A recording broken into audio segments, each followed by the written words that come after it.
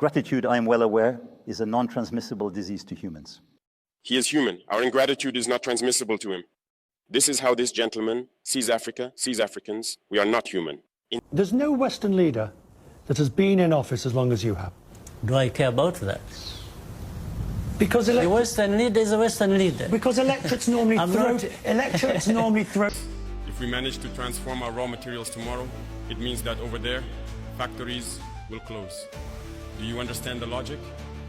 So it's normal that they fight to disrupt our society. And then you have fools leading countries and being used as puppets. And they are stealing billionaires in a sea of poverty.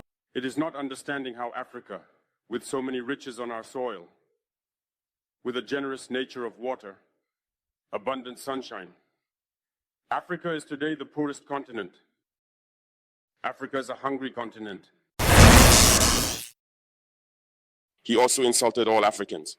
I think they forgot to say thank you to us. It's not a big deal. It will come with time. There is a part that caught my attention where he talked about ingratitude.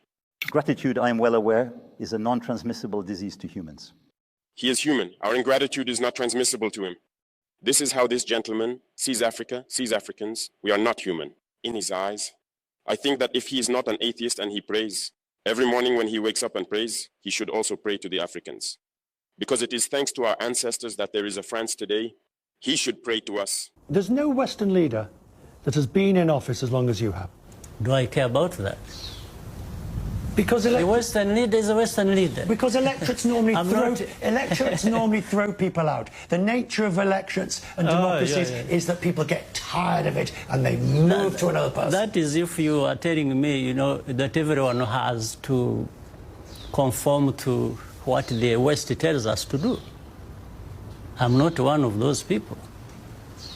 The Western world is a world on its own. It has many good things that they do. It has many bad things they do. There's no democratically elected leader in a generally accepted democracy that has been in office as long as you. Democracy is not defined by the West. No. If it does, then what happens of the contradictions that happen in the West? And I hope everyone is aware that we are no longer in a war on terrorism, but in a war of independence. Everyone must understand that it is a strategy for the imperialists to impose this war on us. Normally, every leader, every ruler should fight for their country. It's a strategy. They fight for their interests, and we must also fight for our interests. If we manage to develop, to prosper, it means that over there, they will not be able to develop. They will have to regress. If we manage to transform our raw materials tomorrow, it means that over there, factories will close. Do you understand the logic? So it's normal that they fight to disrupt our society, to keep it in this constant war, so that we can never think about developing one day. And then they will continue to develop, while we will still be here exporting our raw materials to them and our youth, suffering in poverty, trying to cross the ocean to go beg over there. And I tell anybody to his face to go to hell if anyone comes around and thinks they can, you know, they come and say, hey, we're going to sanction you. To what? Go to hell. Just go to hell. You have your own issues to deal with. Go and deal with your own issues. Leave me to mine. So my worry is not about how powerful these people are that come down upon us and throw anything at us. I'm never worried about that. I worry about one thing, which has lived on for centuries. It's for Africans who sit back and find nothing wrong with accepting to be treated like that. That's my only worry. When can Africans refuse to be mistreated like this? To be told they have no value?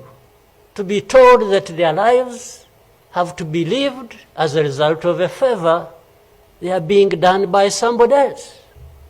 What a shame for people to accept that even for a moment.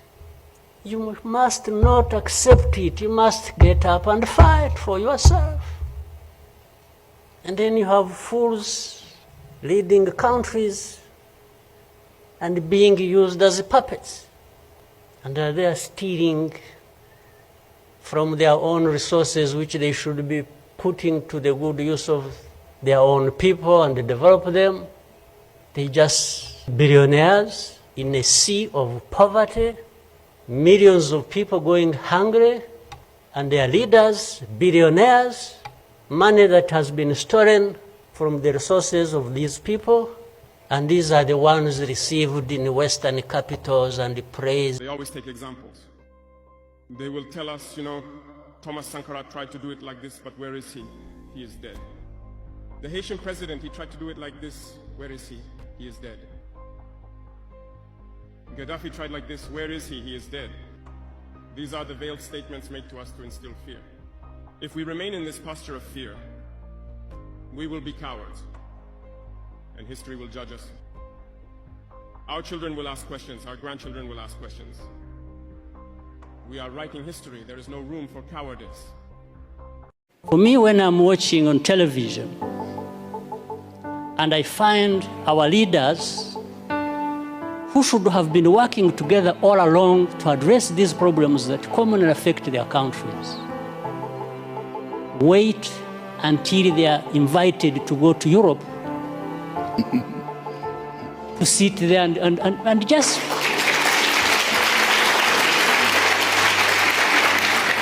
it's like they are made to sit down and address their problems. Why does anybody wait for that? What image does it even give about us, about Africa? In fact, the image it gives is that we are not there to even address these problems. We are there for a photo opportunity. We are happy to sit there in Paris with the president of France and address and just talk about addressing problems. It doesn't make sense that our leaders cannot get themselves together to address problems affecting our people. It doesn't make sense. Of course, I'm saying this painfully. On the other hand, that I look forward for the time when I can be like the two former presidents. I think they are more free to say things than I do. Being where they are and me being where I am. So I tend to remain with some reservations about what I have to say because, but I think there is that serious problem. African leaders, we don't need to be invited anywhere to go and address our problems without first inviting ourselves to come together to tell each other the actual truth that we must tell each other about our serious problems. Questions that my generations are asking are the following. If I may summarize, it is not understanding how Africa, with so many riches on our soil, with a generous nature of water, abundant sunshine. Africa is today the poorest continent. Africa is a hungry continent. And how is it that we, as heads of state, travel the world begging? These are questions we are asking ourselves, and for which we have no answers so far. We have the opportunity to forge new relationships, and I hope these relationships can be the best to provide a better future for our peoples. My generation also asks me to say that due to this poverty, they are forced to cross the ocean to try to reach Europe. They die in the ocean, but soon they will not cross because they will come to our palaces to seek their daily sustenance. As for Burkina Faso, today we have been facing for more than 8 years the most barbaric, the most violent, form of neocolonialism, of imperialism. The slavery that they still tend to impose on us. Our predecessors taught us one thing well. The slave who is not capable of assuming his revolt does not deserve pity for his fate. We do not pity ourselves, and we do not ask anyone to pity us. The Burkinabe people have decided to fight against the terrorists in order to revive their development. In this struggle, brave peoples, courageous populations have committed to taking up arms against terrorism. Those whom we have affectionately called the VDP, the volunteers. We are surprised to see the imperialists label these VDP as militias and all sorts of things. It's disappointing because in Europe, when people take up arms to defend their homeland, they are called patriots. Our grandfathers were deported to save Europe. It was not with their consent, against their will.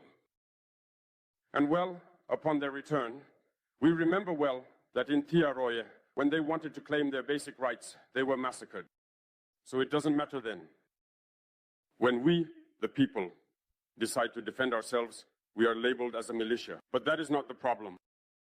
The problem is seeing African heads of state who bring nothing to these people who are fighting, but who sing the same tune as the imperialists by labeling us as a militia, by calling us people who do not respect human rights.